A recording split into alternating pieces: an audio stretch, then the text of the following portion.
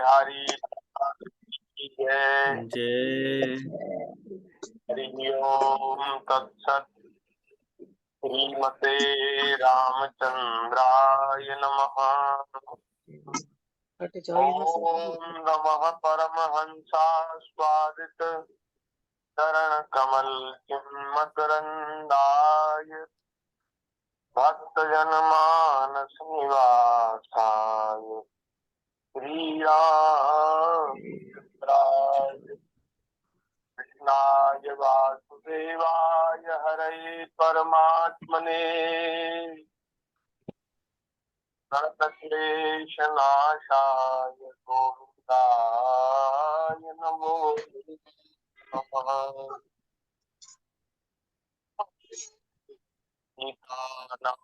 समारम्भाम् श्रीरामानन्दार्यमध्यमाम् अस्मदाचार्यपर्यन्ताम् वन्दे परम्पराम्।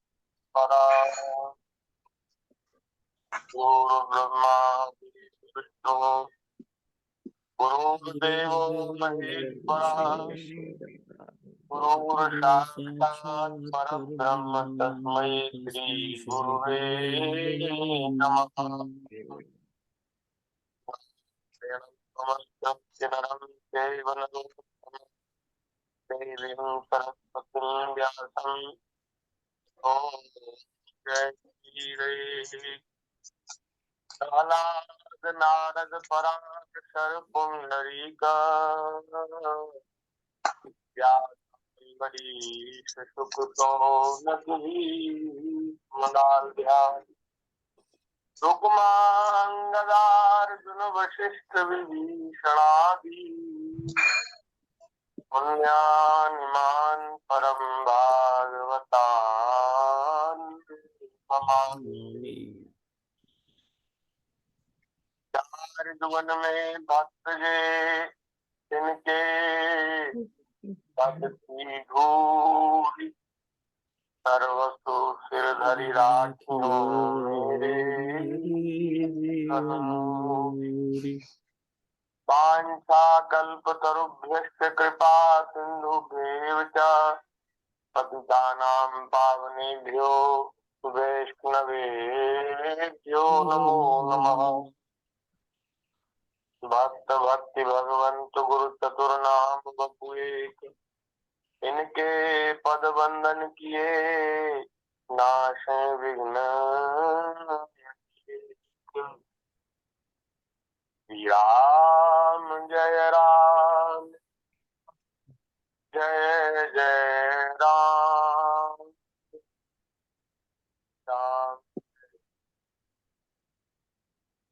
जय जय राम। श्री राम जय जय राम श्री राम जय राम जय जय राम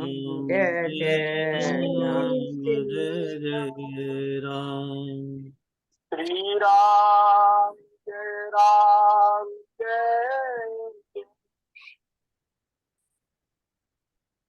राम जय राम जय जय राम। श्री जय राम जय जय राम श्री राम जय राम जय जय राम श्री राम जय राम जय जय राम श्री राम जय राम जय जय राम। श्री राम जय राम जय जय राम श्री राम जय राम जय जय राम। सीताराम जय सीताराम सीताराम जय सीताराम सीताराम जय सीताराम, सीताराम जय सीताराम। राधे श्याम जय राधे श्याम, राधे श्याम जय राधे श्याम। राधे श्याम जय राधे श्याम, राधे श्याम जय राधे श्याम। जय जय श्यामा जय श्याम, जय जय श्री वृंदावन। जय जय श्यामा जय जय श्याम, जय जय श्री वृंदावन धाम। श्री राम जय राम जय जय राम, श्री राम जय राम जय जय राम।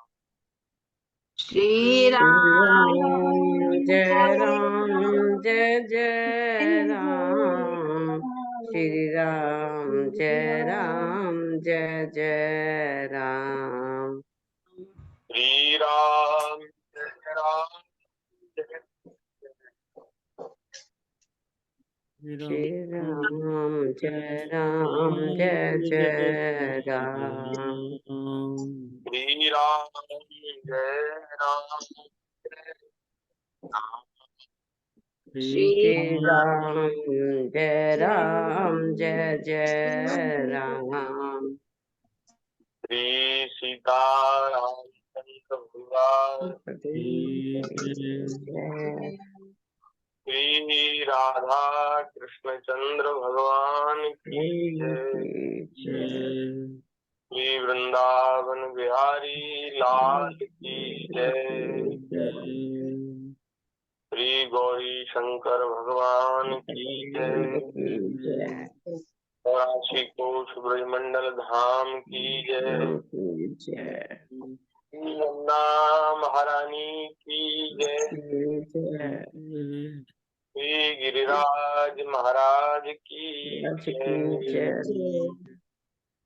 श्रीमद्भागवत महापुराण की जय, देव जी महाराज की जय, श्री व्यास भगवान की जय, श्री सद्गुरुदेव भगवान की जय, सब संत हरि भक्तन की जय, जगज्जननी पूज्या गौ माता की जय, जय श्री राधे श्याम, जय जय श्री सीता, हर हर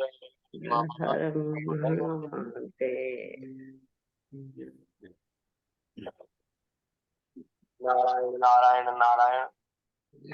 श्री हरि शरणम अस्तवांछा कल्पतरु, भक्तवत्सल शरणागत वत्सल, दीन बंधु दया सिंधु, असंख्येय कल्याण गुणगण निलय, अकारण करुणामृणालय, सच्चिदानंद घन मूर्ति आनंद कंद भगवान, श्री वृंदावन बिहारिणी बिहारी जी की महती कृपा करुणा से हम सभी को मनुष्य जीवन का परमोत्कृष्ट सर्वोत्कृष्ट लाभ सत्संग श्रीमद् भागवत जी की मंगलमयी कथा के रूप से प्रारंभ हो रहा है। हम सब लोग बड़े भाग्यशाली हैं, ठाकुर जी की बड़ी कृपा है।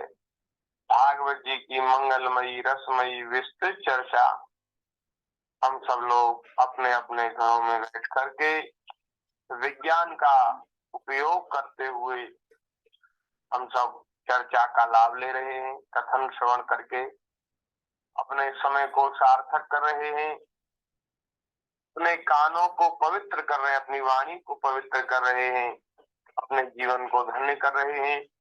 भागवत जी की चर्चा हो रही विस्तार में। श्रीमद् भागवत जी में सप्तम स्कंद में 9वें अध्याय में श्री प्रहलाद जी के द्वारा जो नृसिंह भगवान की स्तुति का वर्णन किया गया है उसकी चर्चा हम लोग कर रहे थे। तो जहाँ तक हो चुकी है वहां तक आपने श्रवण किया। अब आगे की चर्चा हम भगवत कृपा से कर रहे हैं, ठाकुर जी की कृपा से। भगवान ऐसी कृपा करें कि प्रहलाद जी के हृदय का भाव, उनके हृदय की करुणा, कृपा, दया, उससे हम लोगों का हृदय भर जाए और हम लोग भी प्रहलाद जी की स्तुति को ठीक से सुनकर समझकर अपने जीवन को धन्य बनावे, उसका लाभ लें। बड़ी सुंदर स्तुति है। प्रहलाद जी कह रहे हैं, प्रभु आप बड़े दयालु। प्रहलाद जी कह रहे हैं, नाथ अपने मेरी रक्षा करने के लिए मेरा पिता मेरे प्रति हिंसा की सारी सीमाएं उसने पार कर दी थी। बहुत अन्याय मेरे ऊपर किया और जब वह हाथ में खड़ग लेकर मुझे मारने लगा और वह कहने लगा कि यदि मेरे सिवा कोई और ईश्वर है तो आज मुझे बचा ले, आज मैं तेरा सिर काटता हूँ। उस समय प्रभु आप करुणावश कृपावश प्रकट हो गए, खंबे को फाड़ कर आप प्रकट हो गए। भगवान कैसे दयालु हैं, कैसे कृपालु हैं।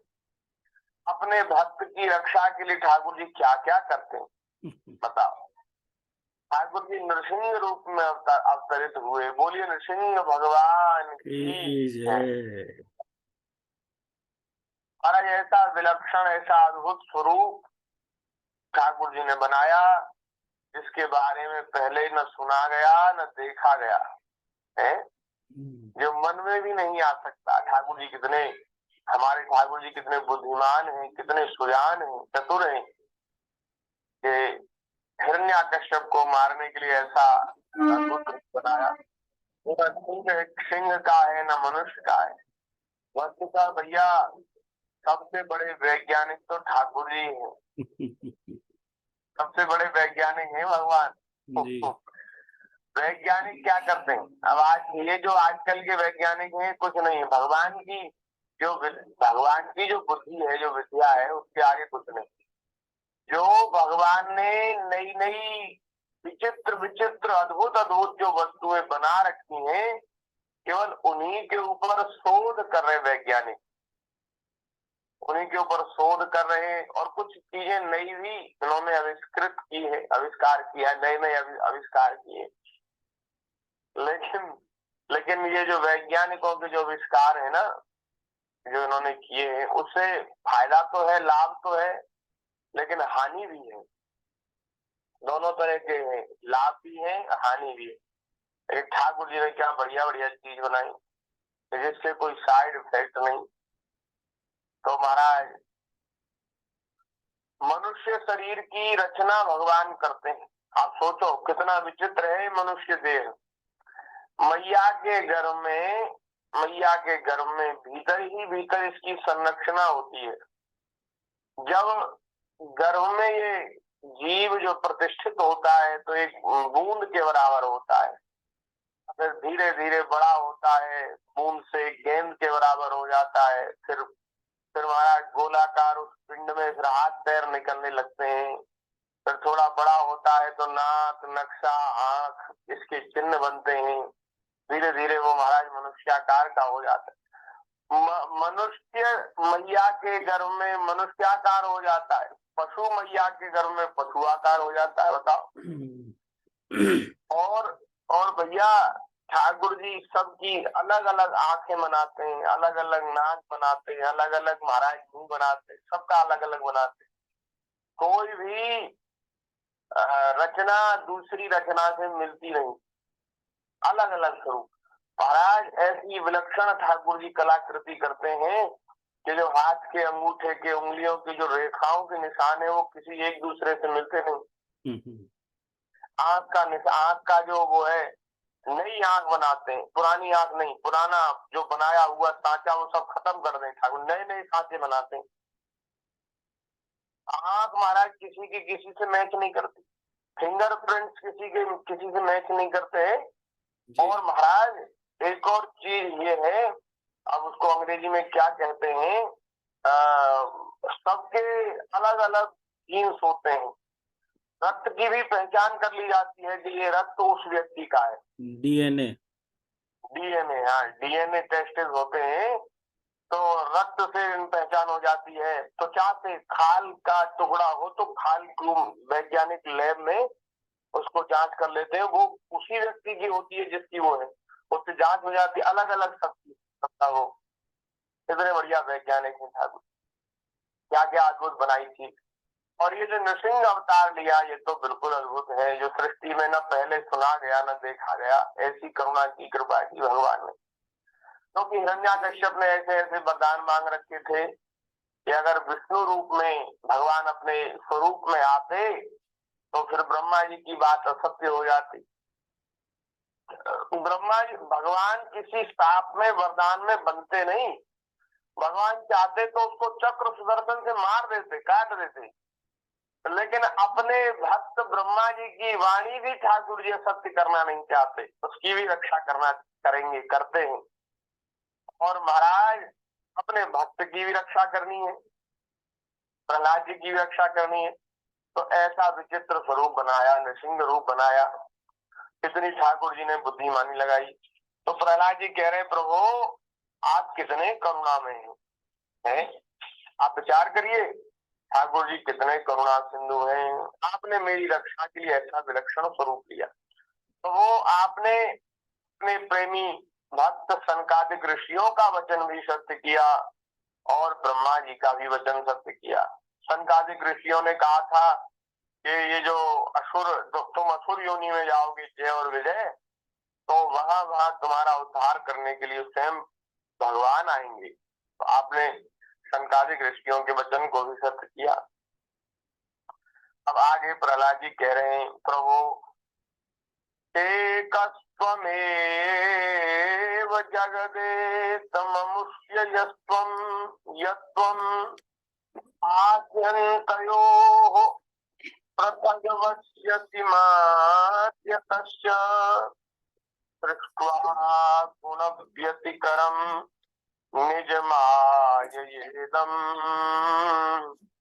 नानेव तैरवथितः तदनुप्रविष्टः।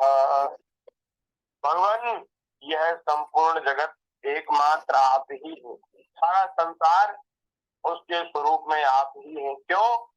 क्योंकि इसके आदि में आप ही हैं। आदि, आदि माने होता है प्रारंभ। जब ये सृष्टि की रचना हुई तो आप से ही सब कुछ बना है, आपने ही अपने को एक पुरुष स्वरूप में, पुरुष आकार में अलग कर दिया और एक स्वरूप को प्रकृति बना दिया। भगवान नारायण के, भगवान विराट के दो स्वरूप हो गए, एक तो पुरुष हो गया, एक स्त्री हो गई। स्त्री हो गई प्रकृति, पुरुष हो गई भगवान स्वयं। और महाराज फिर भगवान ने उस प्रकृति की सहायता से सारी दुनिया की रचना कर दी। तो भगवान ने ही सब कुछ बनाया और अंत में भी आप ही अवधि के रूप में रहेंगे। जब इस सृष्टि का लय हो जाएगा तो क्या बचेगा? मिट्टी से नए नए बर्तन बनते हैं, अलग अलग तरह के बर्तन बन जाते हैं। कुम्हार जो बर्तन बनाने वाले हैं वो चाक पर रखकर मिट्टी को अलग अलग आकार देते हैं, फिर अग्नि में पकाते हैं, फिर उनका उपयोग होता है। उपयोग के बाद क्या हो जाता है? उपयोग के बाद वो फिर मिट्टी में ही डाल दिए जाते हैं, पृथ्वी में डाल दिए जाते हैं और वो धीरे धीरे मिट्टी के बर्तन मिट्टी में ही परिवर्तित हो जाते, बाद में मिट्टी ही बन जाते हैं। बीच में उनका अलग अलग स्वरूप रहता है, उसको अलग अलग नाम दिया जाता है। ऐसे ही ये सृष्टि भगवान से बनी, भगवान में ही लीन हो जाएगी, ठाकुर जी अवधि के रूप में बचेंगे और मध्य में भी इसकी प्रतीति के रूप में भी आप ही हैं। तो सारा संसार आप है। जैसे किसान बीज बोता है, गेहूं बोता है और गेहूं बोता है और अंत में जब फसल पक जाती, कट जाती है, तो गेहूं ही उसको प्राप्त होते हैं। गेहूं बोया गया और अंत में गेहूं ही उसको प्राप्त होता है। बीच में जो हरी हरी घास होती है ना, वो केवल उसका स्वरूप बदल जाता है, वास्तव में वो गेहूं ही है। किसान से पूछो कि तुमने खेत में क्या किया है, तो वो ये नहीं कहता कि मैंने घास की है, वो कहता है मैंने गेहूं का किया है, मेरे खेत में इतने बीघा खेत में गेहूं खड़ा है।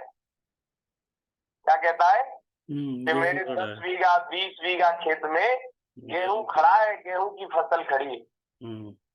तो वो जानता है कि मैंने गेहूं को बोया है, गेहूं ही काटने वाला हूं, बीच में भी गेहूं ही है। इसी प्रकार मध्य में अंत में भगवान, आदि में भगवान, तो मध्य में भी भगवान है, बीच में भी भगवान ही है। हे प्रभु, आप अपनी माया से गुणों के परिणाम स्वरूप इस जगत की सृष्टि करके इसमें पहले से विद्यमान रहने पर भी प्रवेश की लीला करते हैं और उन गुणों से युक्त होकर उन अनेक मालूम पड़ रहे हैं। अनेक स्वरूपों में अनेक रूपाय विष्णवे प्रभु विष्णवे, अनेक स्वरूपों में भगवान प्रकट हो जाते। भगवान यह जो कार्य कारण के रूप में प्रतीत हो रहा है ना, जो कुछ वह सब आप ही हैं। कार्य भी आप हैं, कारण भी आप हैं, इससे भिन्न भी आप ही हैं। अपने पराय का भेदभाव तो अर्थहीन शब्दों की माया है, क्योंकि जिससे जिसका जन्म स्थिति लय और प्रकाश होता है वह उसका स्वरूप ही होता है। जैसे बीज और वृक्ष कारण और कार्य की दृष्टि से भिन्न भिन्न है।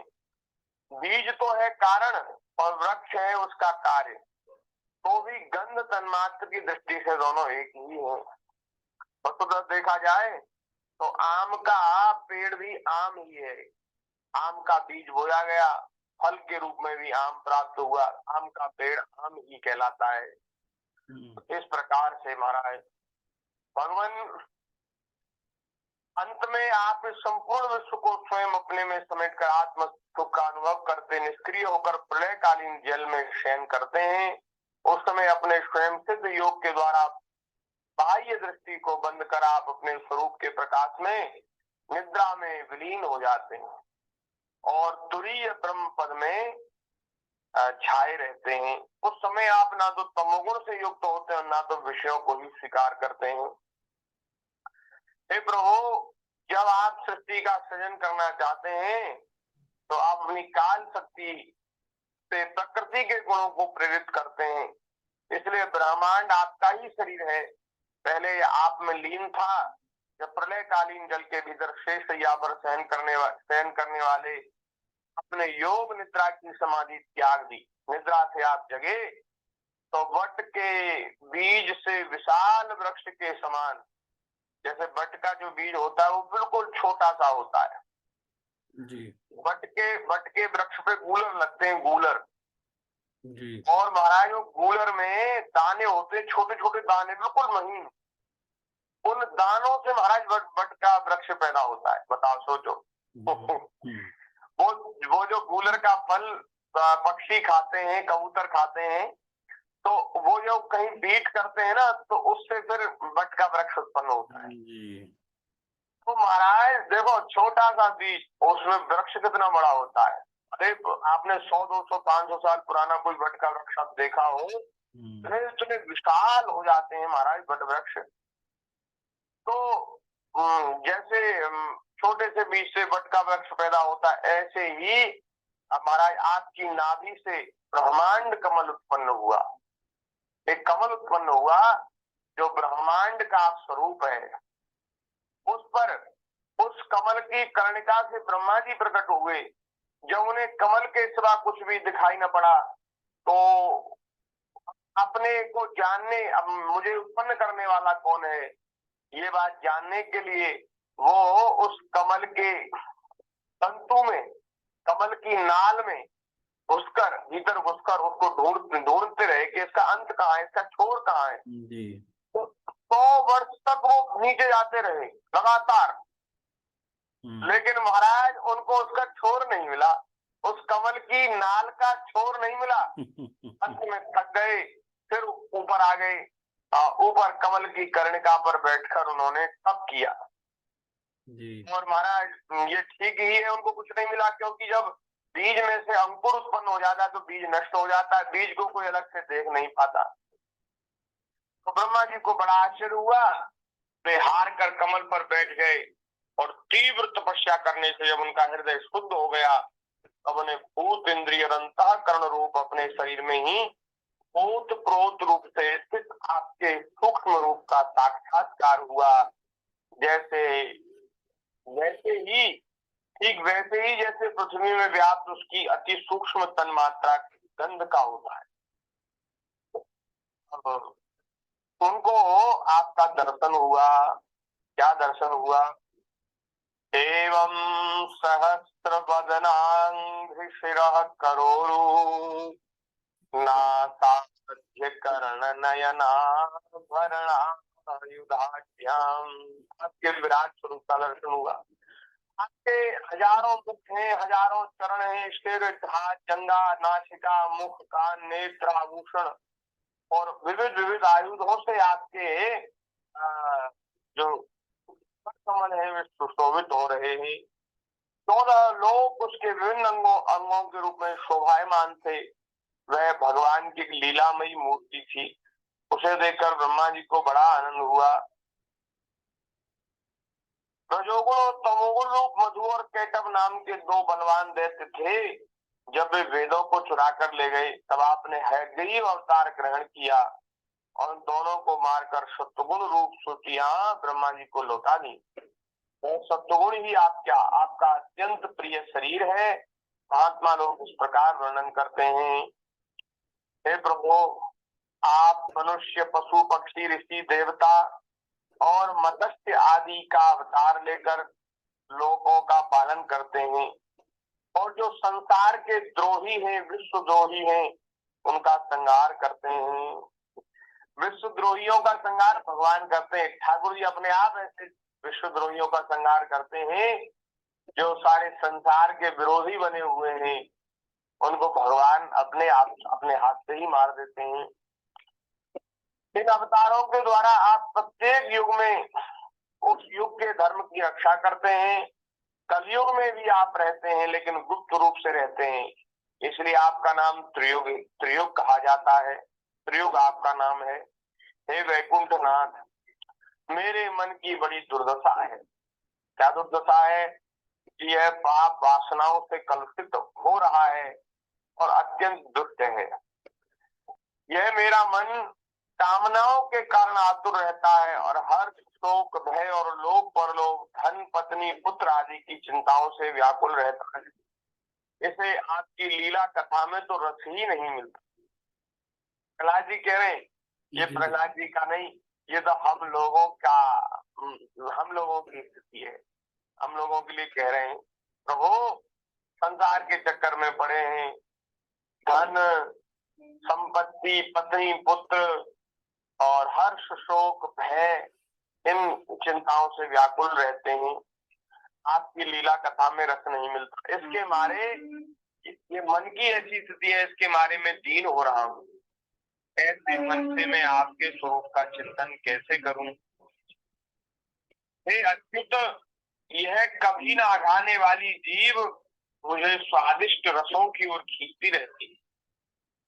जन्मेंद्रिय सुंदरी स्त्री की ओर, त्वचा सुकोमल स्पर्श की ओर, पेट भोजन की ओर, कान मधुर संगीत की ओर, नासिका भीनी भीनी सुगंध की ओर और ये चपल नेत्र सौंदर्य को निहारने के लिए मुझे खींचते रहते हैं।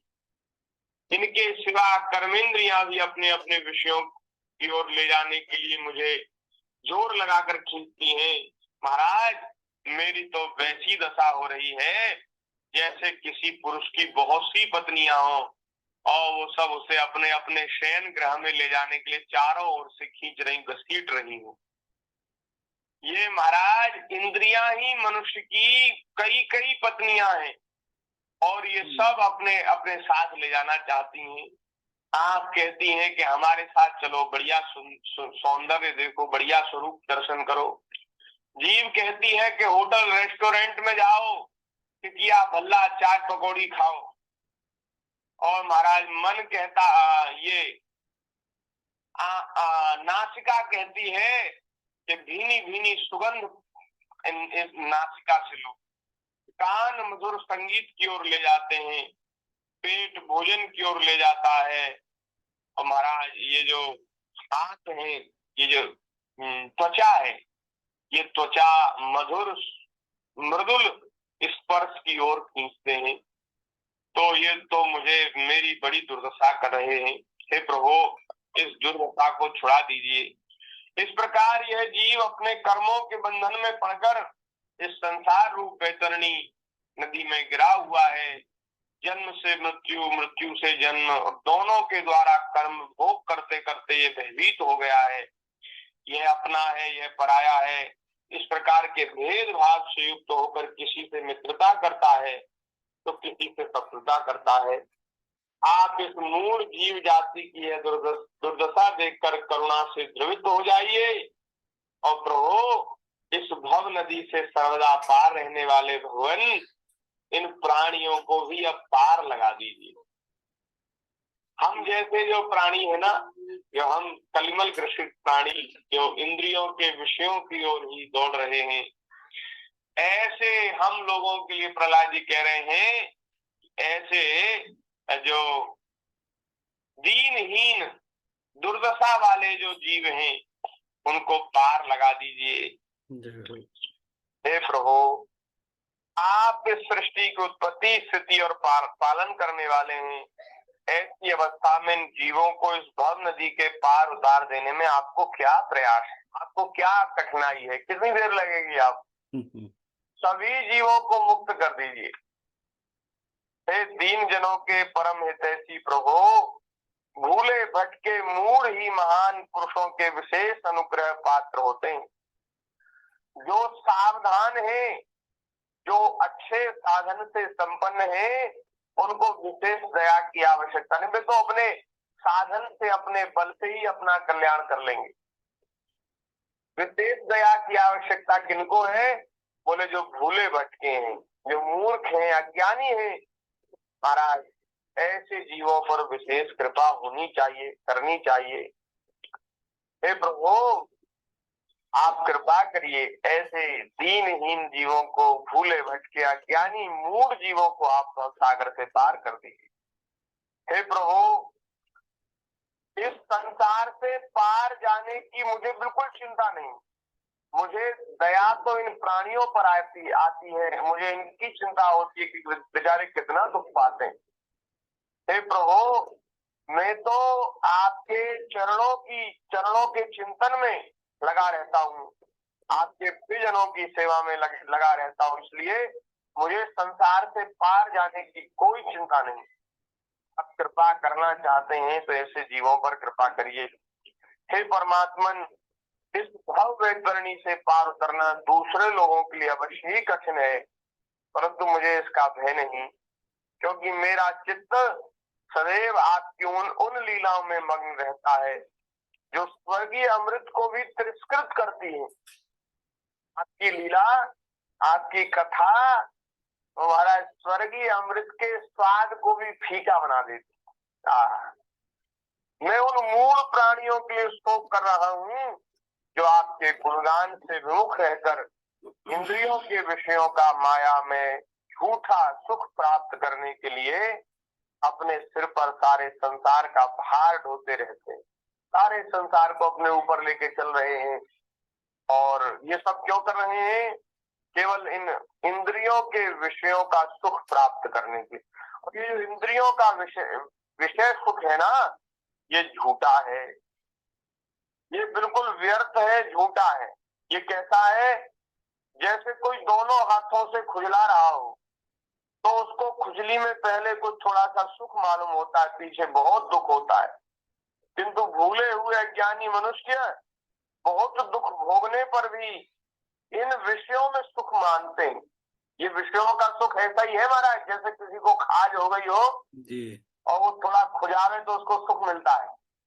लेकिन बाद में खुजाते खुजाते वो घाव बन जाता है, रक्त निकलने लगता है, उससे और ज्यादा दुख होता है, बीमारी बढ़ जाती है। वाह वाह, क्या उदाहरण है। वाह। हाँ वाह, क्या बढ़िया, देखो संत महापुरुष कैसी बढ़िया बात बताते हैं। वाह। तो ये विषयों का सुख ऐसा ही है कि कोई सुख आप लो, कोई सुख, उसमें थोड़ी देर सुख मिलता है, बाद में फिर वो हमारे दुख का कारण बन जाता है। फिर उसका न मिलना, उस विषय का न मिलना, वो हमें बहुत व्याकुल कर देता है, व्यथित कर देता है, चिंतित कर देता है। देखो पहले बिजली नहीं थी, बिजली, जी तो बिजली के बिना लोग सब बड़े सुखी थे, कोई किसी को कोई दिक्कत नहीं थी।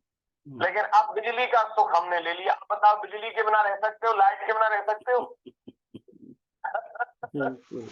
महाराज बिजली ना हो तो आदमी सोचेगा अरे हम तो बता अंधेरे में रह रहे हैं, हमारा तो जीवन जीवन ही, हम तो बेकार है, व्यर्थ है। मोबाइल कैसे चार्ज करोगे, टीवी कैसे देखोगे, पंखा कैसे चलेगा, एसी कैसे चलेगा? तो इन सुखों को पा करके हम इनके इतने अभ्यस्त हो गए, इतने आदी हो गए कि अब इनको छोड़ना नहीं चाहते, और छोड़ना नहीं चाहते, छोड़ नहीं सकते, इसलिए तमाम तरह की व्यवस्थाएं बनानी पड़ती हैं। जी नहीं तो महाराज बिजली नहीं थी ना तो कितने खर्चे नहीं थे, बताओ। इलेक्ट्रिसिटी का बिल नहीं आता था, फोन नहीं होता था तो फोन का बिल नहीं आता था महाराज, ये जो पंखा नहीं लगवाना पड़ता था, कूलर नहीं लगवाना पड़ता, टीवी में रिचार्ज नहीं कराना पड़ता, एसी नहीं लेनी पड़ती है, वॉशिंग मशीन नहीं लेनी पड़ती, कितना कितना सामान नहीं लेना पड़ता, कितने रुपए बचते आपके? बताओ, ये सुख पाया कि दुख पाया? कुछ नहीं किया, कुछ नहीं किया था महाराज, बराबर हो गया। तो भैया ये ऐसे ही सुख है। बोले महाराज इसलिए ये जो विषयी मनुष्य है ना, इनको भोगते रहते हैं विषयों को, इनसे तृप्त नहीं होते। इसके विपरीत जो धीर पुरुष हैं वे उस खुजलाहट को सह लेते हैं। जो शरीर में खाज खुजली हो तो उसको सह लेते, उसको खुजलाते नहीं, और सह लेने से उसका नाश हो जाता है। ये जो विषयों की ओर जो इंद्रियां भाग रही उसको थोड़ा सा हम संयमित करें और उस कामादि के वेग को सहन कर ले तो वो जो रोग है वो नष्ट हो जाता है। हे मेरे स्वामी, बड़े बड़े ऋषि मुनि तो प्राय अपनी मुक्ति के लिए निर्जन वन में जाकर तपस्या करते हैं, व्रत लेते हैं, वे दूसरों की भलाई के लिए कोई विशेष प्रयत्न नहीं करते, परंतु मेरी दशा तो दूसरी ही हो रही है। प्रहलाद जी कह रहे हैं, बोले महाराज मैं इन भूले हुए असहाय गरीबों को छोड़कर अकेला मुक्त होना नहीं चाहता। हाँ, क्या कितनी करुणा है प्रहलाद जी के हृदय में। वे कहते हैं यदि आप मुझे मुक्त करना चाहते हैं तो प्रभु मेरे साथ साथ इन सबको मुक्त कर दीजिए। ठाकुर जी बोले भैया प्रहलाद ये तो संभव नहीं, अगर मैं सबको मुक्त कर दूं तो फिर तो ये सारी सृष्टि की रचना सब ठप्प हो जाएगी, सब सृष्टि लय हो जाएगा, प्रलय हो जाएगा। तो लेकिन फिर भी तुम्हारी जो बात है, तुम्हारे उस भाव का मैं आदर करता हूँ, रक्षा करता हूँ, और मैं तुम्हें वरदान देता हूँ। भगवान ने ऐसा वरदान दिया कि जो तुम्हारा और मेरा स्मरण करेगा और तुम्हारे द्वारा इस गाई हुई स्तुति का जो स्मरण करेगा, सुनेगा, गान करेगा, कहेगा, उसको बोले वो मुक्त हो जाएगा। जय हो, जय।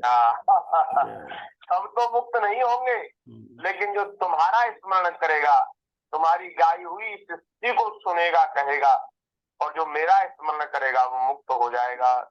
बोलिए भक्त वत्सल भगवान की जय।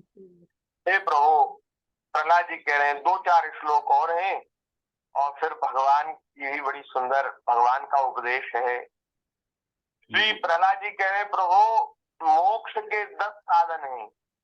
वो मौन, पहला है मौन, दूसरा है ब्रह्मचर्य, तीसरा है शास्त्र श्रवण, चौथा है तपस्या, पांचवा है स्वाध्याय, छठा है स्वधर्म पालन, अपने धर्म का पालन। अपने धर्म के पालन से भी मोक्ष की प्राप्ति होती है। और सातवां है युक्तियों से शास्त्रों की व्याख्या, और 8वां है एकांत सेवन, एकांत में रहना, और 9वां है जप, और 10वां है समाधि। परंतु जिनकी इंद्रियां वश में नहीं है, उनके लिए ये सब जीविका के साधन व्यापार मात्र रह जाते हैं। देखो, जिनकी इंद्रियां वश में है उनको तो सब जगह से लाभ हो जाएगा, लेकिन जो इंद्रियों को वश में नहीं कर पाए, संयमित नहीं कर पाए, जो इंद्रियों के विषयों को भोगने में ही लगे हैं, हम जैसे लोग, बोले उनका कल्याण किसी भी साधन से नहीं होता। वे तो इन 10 मोक्ष के साधनों को भी पेट भरने का साधन बना लेते हैं। अपने धर्म का पालन भी इसीलिए करते हैं कि हमें आजीविका प्राप्त हो, तपस्या, स्वाध्याय, शास्त्र श्रवण। अब देखो, ये जो भागवत आदि जो शास्त्र हैं, जो सदग्रंथ हैं, इनका जिनके मन में लोभ है, जिनके मन में लोभ है, वो इन शास्त्रों का श्रवण भी महाराज पेट भरने के लिए करते हैं, कथन भी पेट भरने के लिए करते हैं। श्रवण कथन वो सबको पेट भरने का ही धंधा है उनका, है तो ये कल्याण के साधन, लेकिन उन्होंने उनको कल्याण का साधन न बनाकर पेट भरने का साधन बना लिया, हम जैसे लोगों ने। तो महाराज आप नहीं आते प्रभु उसमें। हम भी आते हैं, हमारे हमको अलग थोड़ी है, हम भी ऐसे ही आप अलग है। और दम्भियों के लिए तो जब तक उनकी पोल खुलती नहीं है, तभी तक ये जीवन निर्वाह के साधन रहते हैं, और भंडा फोड़ हो जाने पर उनकी जीविका नष्ट हो जाती है फिर उनका काम चौपट हो जाता है। जब उनके पोल खुल जाती है, कहे ये तो बड़े दुष्ट है महाराज, ये तो उपदेश अच्छा अच्छा करते हैं, लेकिन स्वयं तो कुछ नहीं है, तो उनका सब भंडा फोड़ हो जाता है, फिर उनमें कोई श्रद्धा नहीं करता। ऐसा श्री प्रहलाद जी कह रहे हैं, हे प्रभु, वायु, अग्नि, पृथ्वी, आकाश, जल, पंचतन मात्राएं, प्राण, इंद्रिय, मन, चित्त, अहंकार, संपूर्ण जगत और सगुण निर्गुण सब कुछ केवल आप ही हैं। और तो क्या, मन और वाणी के द्वारा भी जो कुछ निरूपण किया जा सकता है, वह सब आपसे पृथक नहीं है, वह सब भी आप ही हैं। हे समग्र कीर्ति के आश्रय भगवान, ये सत्वादि गुण और इन गुणों के परिणाम में महतत्व आदि देवता, मनुष्य एवं मन आदि कोई भी आपका स्वरूप जानने में समर्थ नहीं है, क्योंकि ये सब आदि अंत वाले हैं और आप हैं अनादि और अनंत। जो जिसका जन्म हुआ, जिसका अंत होता है, उसके द्वारा अनादि और अनंत परमात्मा का बोध कैसे हो सकता है? ऐसा विचार करके ज्ञानी जन शब्दों की माया से उपरत हो जाते हैं। हे परम पूज्य प्रभु, आपकी सेवा 6 प्रकार से की जा सकती है। आपकी सेवा के 6 अंग हैं। कौन से? नमस्कार, स्तुति, समस्त कर्मों का समर्पण, सेवा पूजा, चरण कमलों का चिंतन, और छठा है आपकी लीला कथा का श्रवण। आपकी लीला कथा का श्रवण, ये आपकी सेवा ही है, ठाकुर जी की सेवा है, लीला कथा का श्रवण। भगवान के चरणों का चिंतन भी भगवान की सेवा ही है। तो सेवा, भजन का अर्थ होता है सेवा। भजन क्या होता है? भजन होती है सेवा। भज धातु से भजन बनता है, तो भज का अर्थ सेवा ही होती है। भज धातु सेवायाम। तो सेवा, अब सेवा होती है 6 तरह की। सेवा कौन सी है? 6। नमस्कार, भगवान को नमस्कार करना भी सेवा है, भजन है। स्तुति करना भगवान, ये भी भजन है, सेवा है। और समस्त कर्मों का समर्पण, जो भी हम कर्म करते हैं उसे भगवान के चरणों में समर्पित करते हैं। बोले आपकी कृपा से किया गया, आपके लिए किया गया, प्रभु के चरणों में समर्पित। भगवान की पूजा सेवा, भगवान के श्री विग्रह की सेवा पूजा, ये भी सेवा है। और चरण कमलों का चिंतन और लीला कथा का श्रवण। और प्रहलाद जी कहते हैं, इस सरंग सेवा से ही आपके चरणों में भक्ति की प्राप्ति होती है, और भक्ति से ही आपकी प्राप्ति होती है। हे प्रभु, आप अपने भक्तों के सर्वस्व हैं। भक्तिम जनः परमहंस गतो लभेत। परमहंस को भक्ति के द्वारा ही प्राप्त करते हैं और भक्तों के सर्वस्व हैं। भक्त आपसे प्रेम करते हैं, आप भक्तों से प्रेम करते हैं महाराज। इस प्रकार से श्री प्रहलाद जी ने कहा, प्रभु आपको हम प्रणाम करते हैं। तत्तेर हस्तम नमः स्तुति कर्म पूजा कर्म स्मृति चरणयो श्रवणम कथायाम संसेवया त्वयि विनेति षडंगया किम भक्तिम जनः परमहंस गतो लभेत। श्री नारद जी महाराज कहते हैं कि भक्त प्रहलाद ने बड़े प्रेम से भगवान के गुणों का वर्णन किया। इसके बाद वे भगवान के चरणों में सिर झुकाकर चुप हो गए। भगवान ने प्रहलाद जी की स्तुति को सुना, उनका क्रोध शांत हो गया और वे बड़े प्रेम से प्रसन्नता से बोले। श्री भगवान वाच प्रहलाद भद्र भद्रम से प्रीतो हम ते सुरोत्तम।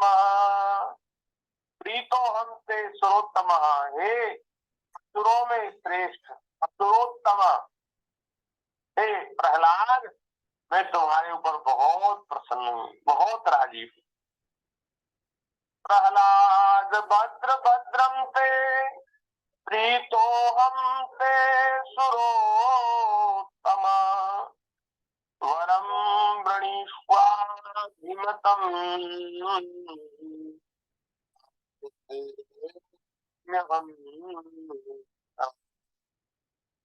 नृसिंह भगवान बोले, हे कल्याण स्वरूप प्रहलाद तुम्हारा कल्याण हो।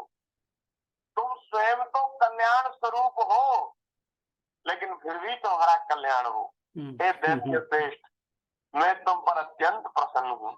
तुम्हारी जो अभिलाषा हो तुम मुझसे वो और वरदान मांगो। ये जो तुमने मांगा ना कि सभी जीव मुक्त हो जाए, ये तो तुमने दूसरों के लिए मांगा, तुम अपने लिए कुछ मांग लो।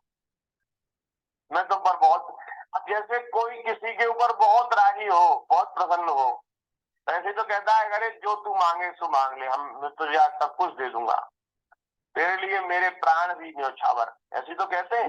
ज्यादा किसी के ऊपर प्रसन्नता हो, ज्यादा किसी के ऊपर प्यार आ रहा हो कि तुम हमारी जान भी मांगो तो जान हाजिर।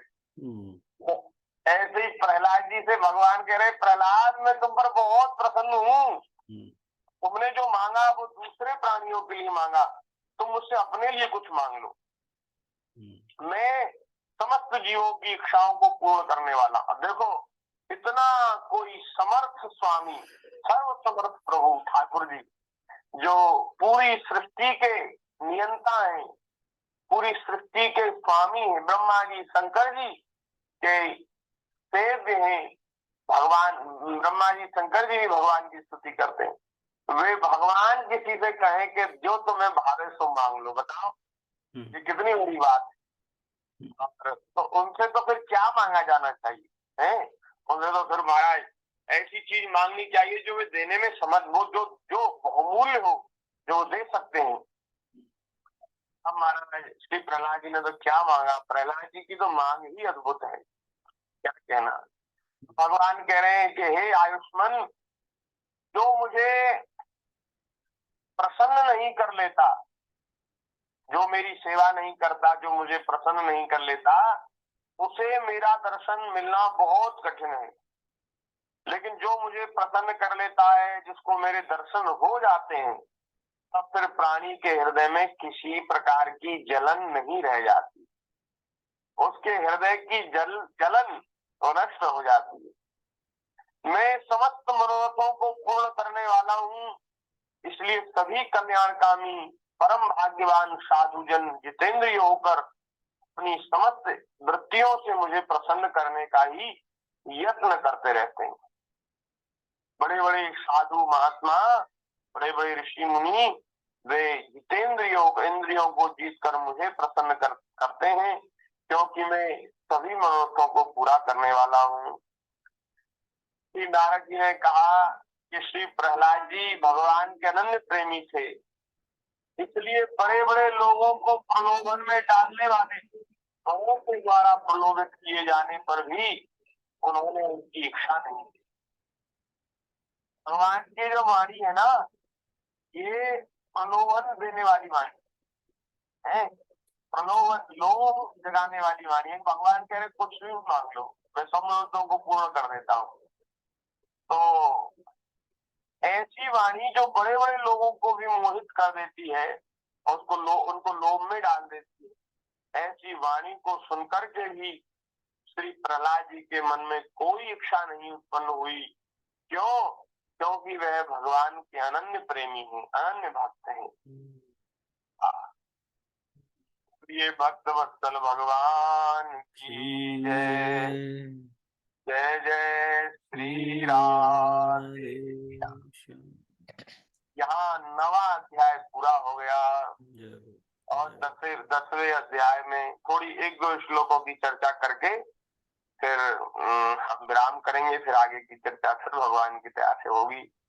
श्री नारद जी ने कहा भक्ति योगस्य तत्सर्वम् अंतरा मन्यमानो ऋषिकेशम् स्मयमान उवाच। प्रहलाद जी फिर भी महाराज कितने समझदार हैं, कितने ज्ञानी हैं। महाराज वरदान मांगना प्रेम भक्ति का विघ्न है।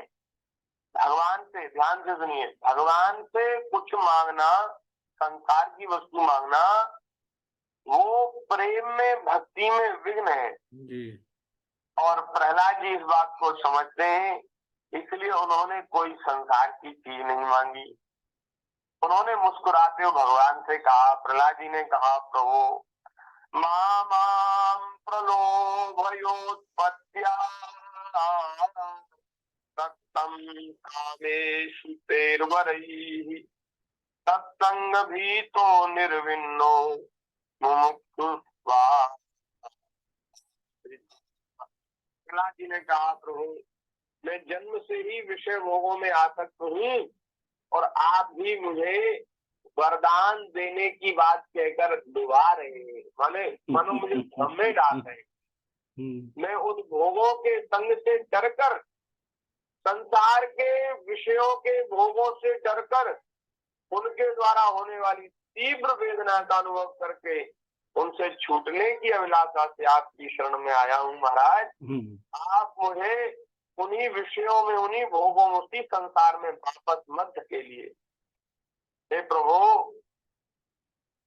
मुझमें भक्त के लक्षण हैं या नहीं, यह जानने के लिए आपने अपने भक्त को वरदान मांगने के लिए प्रेरित किया है।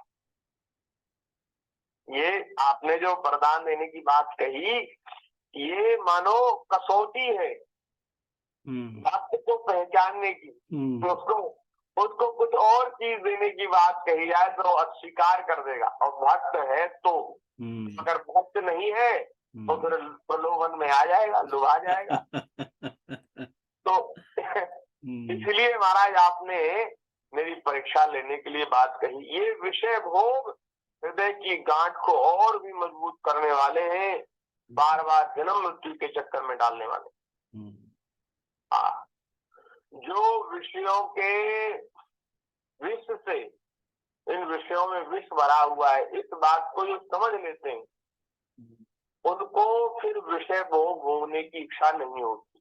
जैसे अब देखो, इन विषयों का त्याग हम लोगों के लिए तो बड़ा कठिन है, लेकिन जो महापुरुष होते हैं, संत होते हैं, वो इन भोगों को विष की तरह त्याग देते हैं।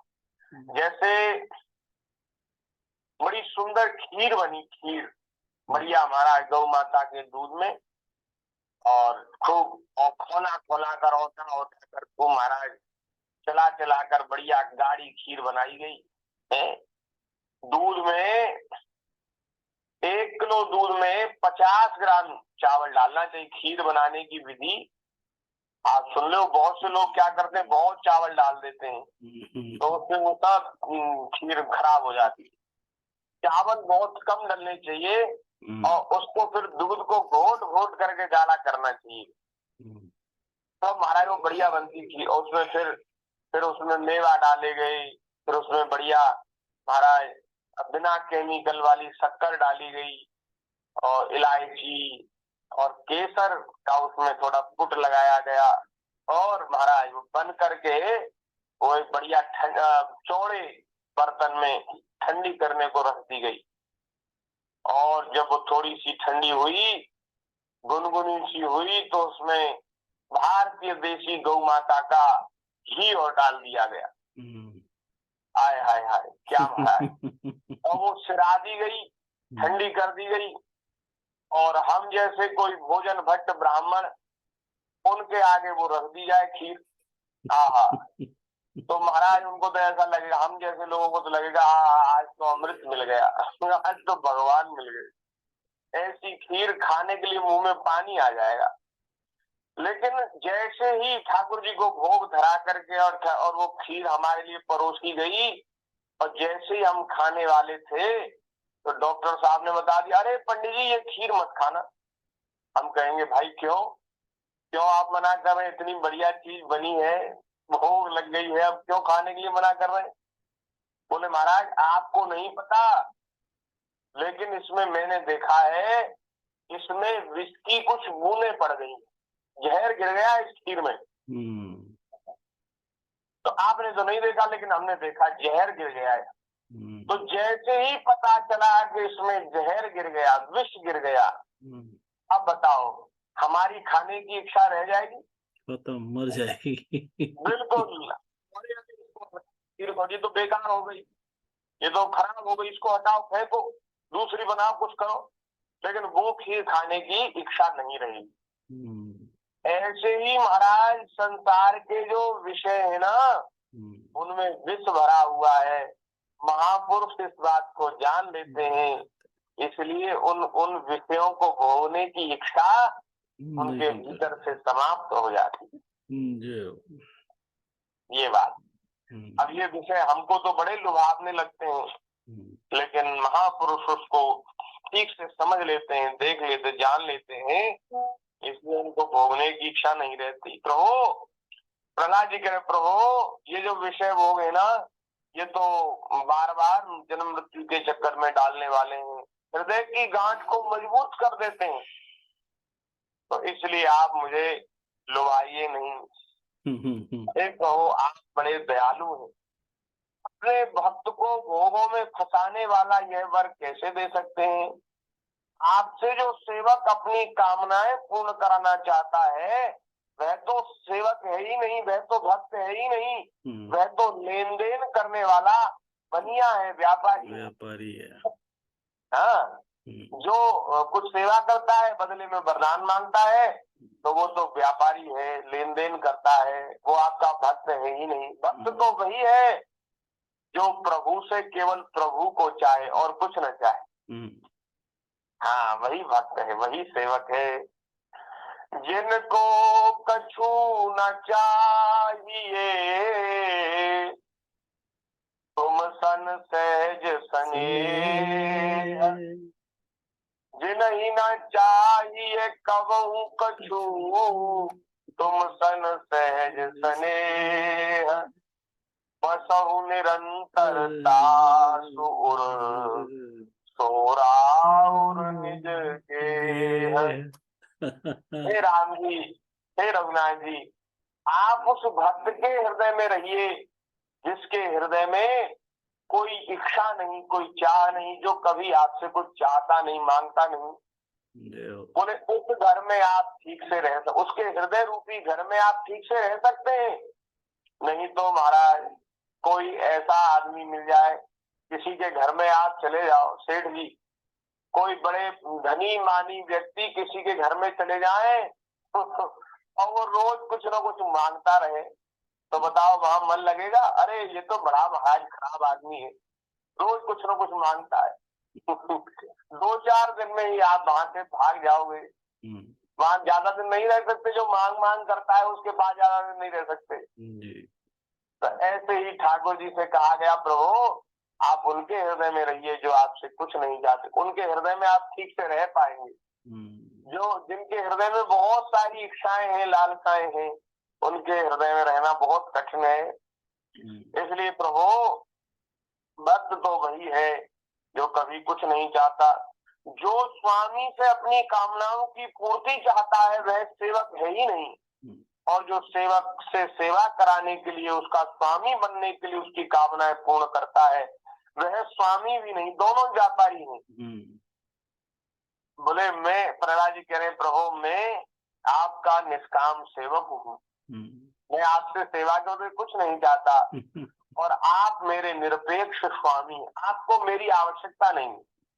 निरपेक्ष कहते हैं कि आपको हमसे कोई अपेक्षा नहीं, कोई चाह नहीं, आप नहीं चाहते कि ये मेरी सेवा करे, आपको मेरी सेवा से कोई विशेष सुख नहीं, कोई विशेष वो नहीं, क्योंकि आप आत्मा राम है, पूर्ण काम है, आपसे काम है।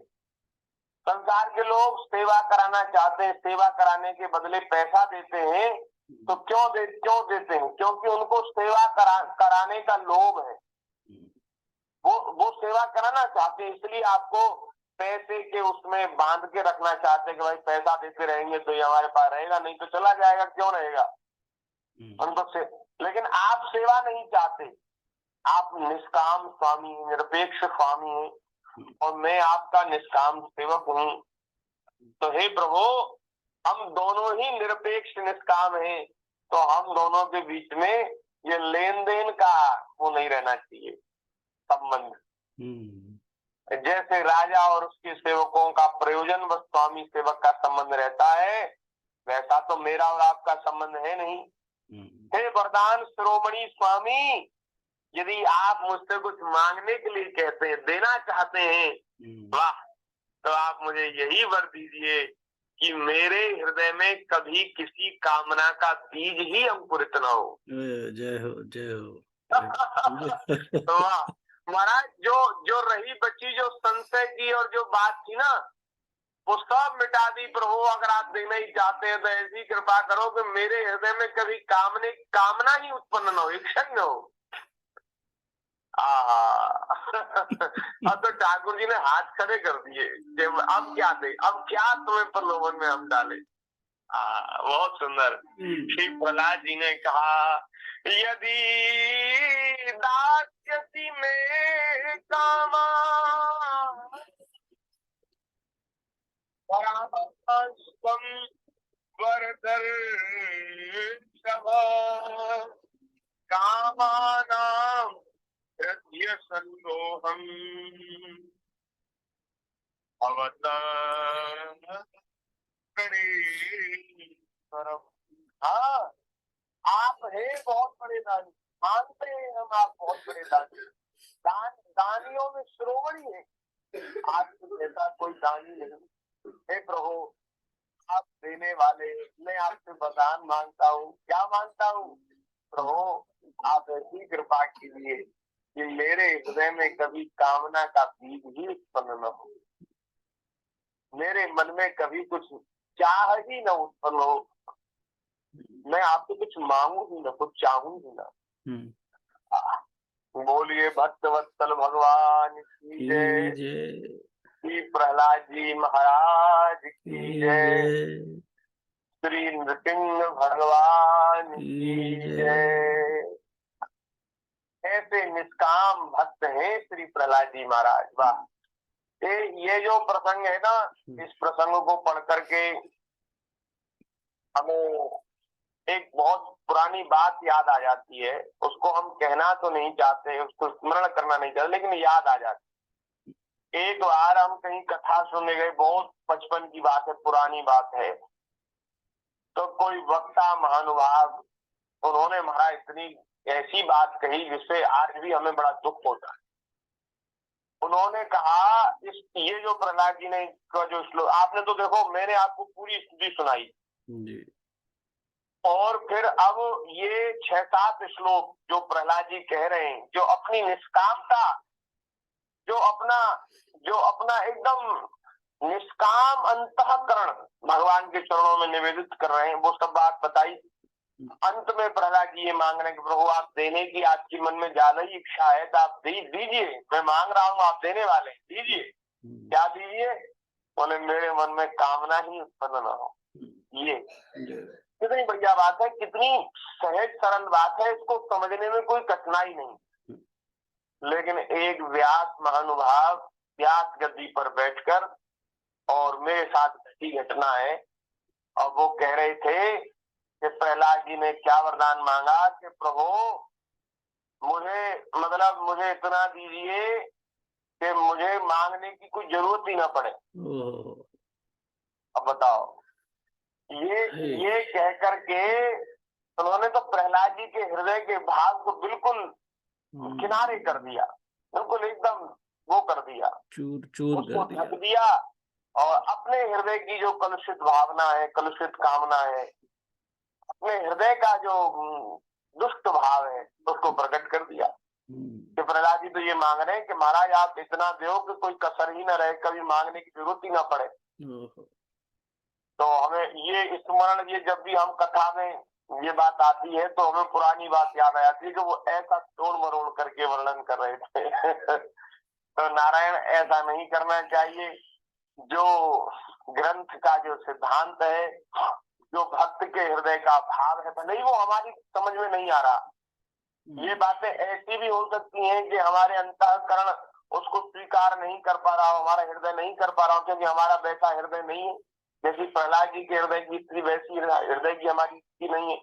तो हमें भले ही समझ में नहीं आती बात, लेकिन फिर भी इनको कहना सुनना चाहिए। कभी ठाकुर जी ऐसी कृपा करेंगे कि ये महापुरुषों के हृदय की बात हमारे हृदय में भी आ जाएगी, कभी कृपा ठाकुर जी करेंगे। लेकिन उसको तोड़ मरोड़ करके, उसका अर्थ बदल करके, उसका भाव बदल करके यदि हम कहेंगे सुनेंगे तो उससे अपराध होगा, बहुत बड़ा अपराध होगा। नारायण। हाँ, प्रहलाद जी की ये बात बड़ी अद्भुत कि प्रभु आप देने वाले हैं, मैं मांगने वाला हूँ, दो क्या दो कि मेरे हृदय में कभी किसी कामना का बीज ही अंकुरित, कामानाम अद्य सन्नोहम अवतस्तु व्रणे वरम। श्री वृंदावन बिहारी की चर्चा भगवान की दया से यथामत के साथ में आगे करेंगे। आज के इस पवित्र सत्संग के इस प्रकरण को यहीं हम विराम दे रहे हैं, और थोड़ी देर भगवान के नाम का कीर्तन कर लें। कृष्ण गोविंद गोविंद सभी माइक खोल लें अपना अपना। नंद लाल कृष्ण गोविंद गोविंद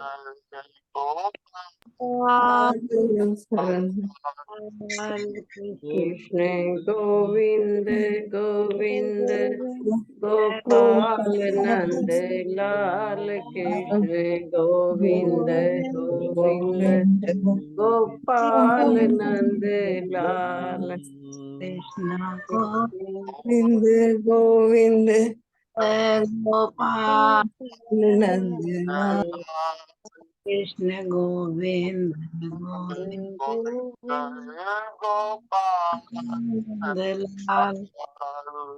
कृष्ण गोविंद गोविंद गोपाल नंद लाल कृष्ण गोविंद गोविंद गोपाल नंद लाल गोपाल नंद लाल गोपाल नंद लाल गोपाल